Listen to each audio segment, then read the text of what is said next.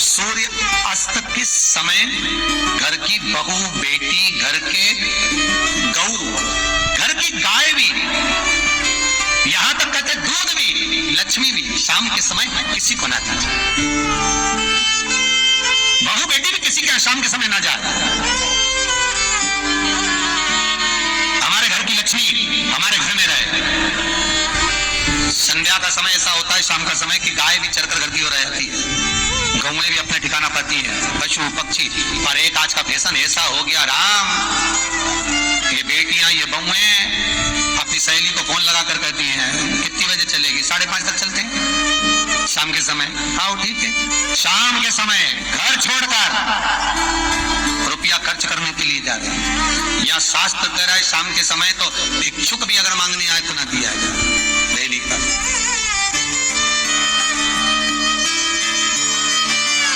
घर की लक्ष्मी, घर की बेटियां, घर की बहुएं घर में स्थिर हो, घर में स्थिर।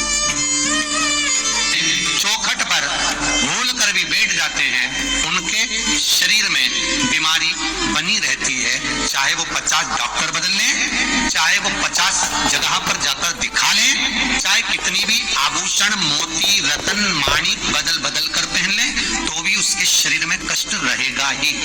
जिस व्यक्ति को बहुत ज्यादा बीमारी रहती हो, शरीर में बहुत कष्ट हो, टेबलेट खा खा कर जिंदगी निकल रही हो, बीमारी डॉक्टर का पीछे ही नहीं छूट रहा हो, तो शिव महापुराण, विष्णु पुराण और स्कंद पुराण में जो पुरुषोत्तम कथाओं का वर्णन किया गया है, एक आटे का दिया, उसमें 4 बत्ती, आटे के दिए में 4 बत्ती रखें, तिल्ली का तेल डाल लें, थोड़ा सा उसमें सरसों का तेल डालें। महाराज घर के बाहर, अर्थात घर के अंदर के बाहर जो चौखट होती, चौखट से थोड़ा सा बाहर, बिल्कुल चौखट पे नहीं बैठना, थोड़ा सा बाहर, नवमी तिथि के दिन शाम के 6 से 6:30 के बीच में 21 बार जो व्यक्ति बीमार रहता है उसके सिर से नीचे की ओर श्री नरसिंह भगवान का स्मरण कर कर, जिस अधिक मास में जिस तिथि को उतारा कर रहे हो उस तिथि का नाम लेकर, उस अश्विन अधिक मास का नाम लेकर, जो व्यक्ति का उतारा कर रहे हो उसका नाम और गोत्र लेकर 21 बार जो उतार कर उस दिए को घर के ही चौखट पर रख देता है, उस व्यक्ति की बीमारी छूट जाती है महाराज। वो रोगीला नहीं रहता, रोग से ग्रस्त नहीं रहता, दवाई गोली इसकी छूटती है। कभी ये डॉक्टर को दिखा लो, कभी वो डॉक्टर को दिखा लो, कभी यहाँ दिखाओ, कभी वहां दिखाओ, उससे छुटकारा मिलता है। नवमी तिथि चाहे शुक्ल पक्ष की हो चाहे कृष्ण पक्ष की हो, की रात्रि के 12 बजे या 10वीं की रात्रि के 12 बजे घी का दिया हथेली में रखकर दरवाजे के बाहर, उस दिए को हथेली में रखकर चंद्र का दर्शन रात्रि के 12 बजे दिए की लो में चंद्र का दर्शन करते हैं, उससे ज्योत प्रबल होती है हमारे। या तो होगा वो नौमी की रात्रि 12 बजे या 10वीं की रात्रि की 12 बजे चंद्र का दर्शन, दीप घी का हाथ में जलाकर नाम गोत्र अपना बोलकर नरसिंह भगवान का स्मरण कर कर, अश्विन अधिक मास का स्मरण कर कर, ज्योति में चंद्र का स्मरण कर कर दर्शन किया जाता है। नेत्र कमजोर हो तो उस दिन 3 या 4 दिन में ज्योतियों का क्रम बढ़ना प्रारंभ होता है। वैसे तो 15 दिन का लिखा है, पर शिव महापुराण कहती है 3-4 दिन का क्रम बढ़ता जाता है। प्रबलता की हिंदू धर्म में शास्त्र प्रमाणित कहता है महाराज, तुलसी का दल, बेलपत्र, दुर्वा, शमी का पत्र अगर नख से तोड़ दिया जाए तो भगवान को समर्पित नहीं होता। शिव महापुराण तो यहाँ तक कहती है कि कोई से भी महीने में, कोई सी भी घड़ी में, कोई से भी पल में अगर आपने नख से कोई सामग्री तोड़कर भगवान को समर्पित करी है, भगवान उसको स्वीकार नहीं करता, स्वीकार नहीं करेगा। कईयों की आदत रहती है तुलसी का दल भी तोड़ेंगे तो नख से तोड़ देंगे, डंडी नख से तोड़ देंगे, बेलपत्री की डंडी नख से तोड़ देंगे, नहीं स्वीकार। दुख है, तकलीफ है, नौकरी नहीं लग रही, सर्विस नहीं लग रही, व्यापार नहीं चल रहा, पैसा नहीं आ रहा, मानसिक टेंशन बना हुआ, कुछ हो ही नहीं रहा, तो क्यों भटक रहे हो? वहां गए उनसे पूछ लिया अंगूठी बता दो कौन सी पहन ले, वो वाली अंगूठी पहन लो, ये वाला नथ पहना, वो पहन लिया, पुखराज पहन लिया, मोती पहन लिया, नीलम पहन लिया, पन्ना पहन लिया, गोमेद पहन लिया, सब कुछ पहना। अब एक बार सब कुछ पहन लिया, सारे तरह के कपड़े बदल लिए, सारे बाबा जोगी बदल लिए, सारे देवता बदल लिए, घर की डिजाइन बदल ली, बाथरूम इधर का इधर बना दिया, सीढ़ी तोड़कर इधर लगा दी, पानी का टैंक उधर बना लिया, सारी दुनिया में घूम आए, उसके बाद देखना। शायद मुझे उम्मीद है जिंदगी भर तो दुख झेलोगे नहीं, सुख इतना झेलोगे, सुख का अनुभव इतना होगा कि दुख कहाँ गया मालूम ही नहीं पड़ेगा। ये मुझे उम्मीद है। मेरे विश्वनाथ की कृपा अगर हो गई, बस उसका अनुमोदन करो, उसका स्मरण।